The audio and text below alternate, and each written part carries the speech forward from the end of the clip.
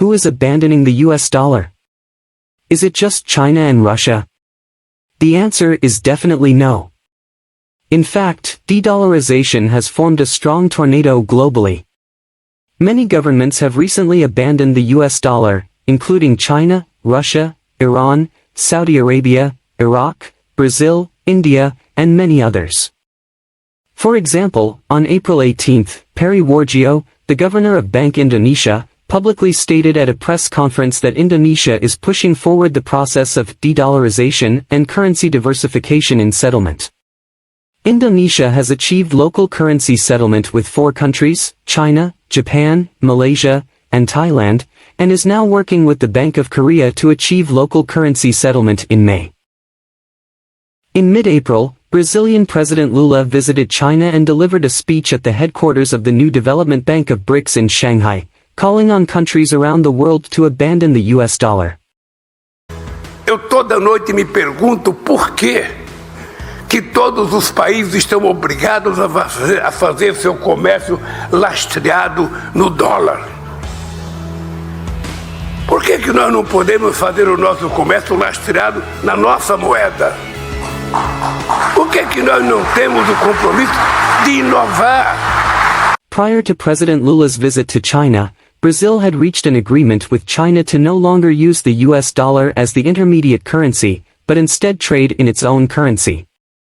This agreement allows China and Brazil to directly engage in large-scale trade and financial transactions, exchanging the Chinese yuan for the real and vice versa, rather than through the US dollar. Why are so many countries choosing to decouple from the US dollar? Even staunch US allies like Japan and South Korea are abandoning the US dollar. The fundamental reasons are twofold. First, the US has already severely overdrafted its national credit and the credibility of the US dollar. This overdraft actually began with the 2008 global financial crisis, and years of quantitative changes have resulted in a qualitative change by 2022.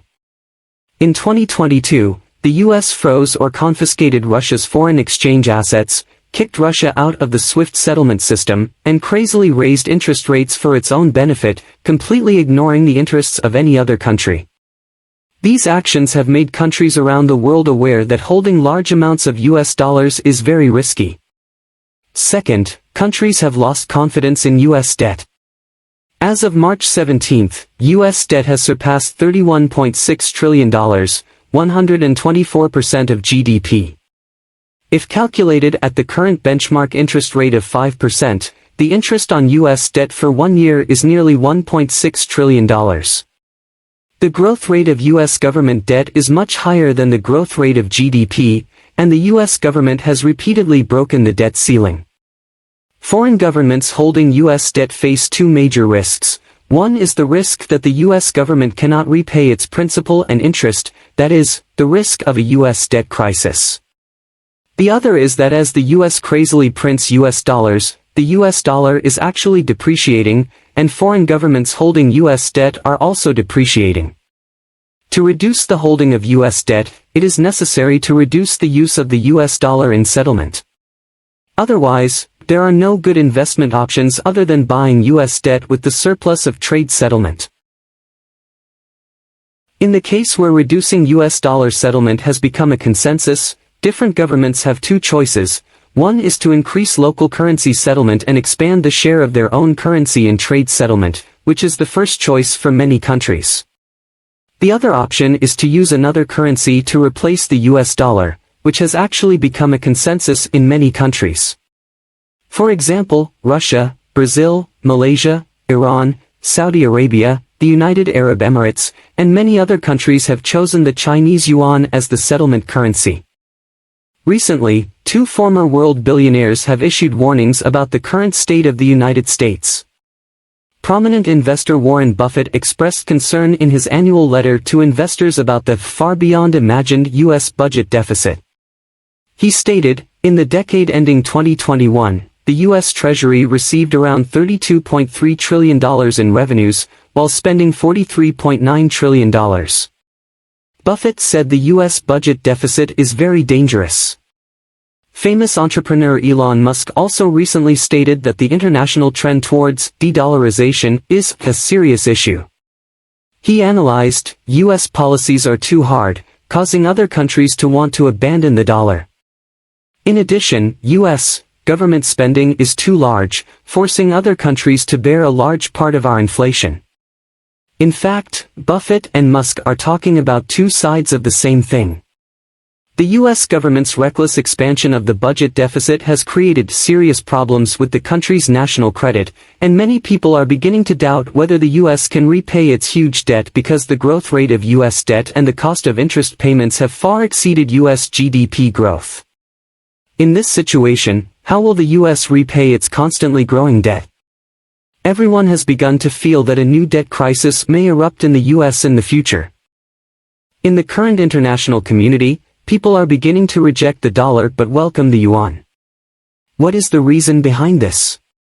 Firstly, the yuan can buy all manufactured goods, but the dollar may not, because China is also starting to de-dollarize and does not want to accept more dollars, which prompts many countries to increase their yuan settlement scale if they want to buy goods manufactured in China.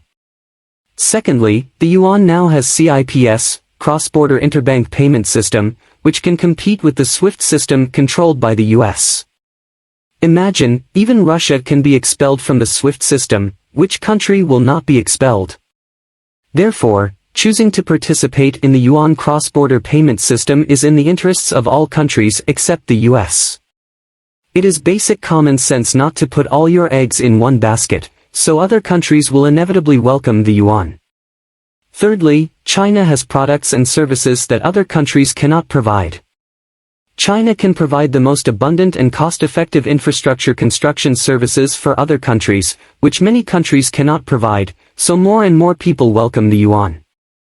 On April 17, European Central Bank President Christine Lagarde pointed out that as more countries tend to increase their holdings of the yuan, their dependence on the dollar and the euro has decreased, and the international currency status of the dollar and the euro should no longer be taken for granted. She also said that the intensifying tension of the competition between China and the US would shake the dominant position of the dollar. Sanctions, of course, will make countries like Russia and Iran want to find an alternative currency. When everyone is looking for an alternative currency, can the game of the dollar continue? The era of the yuan is coming.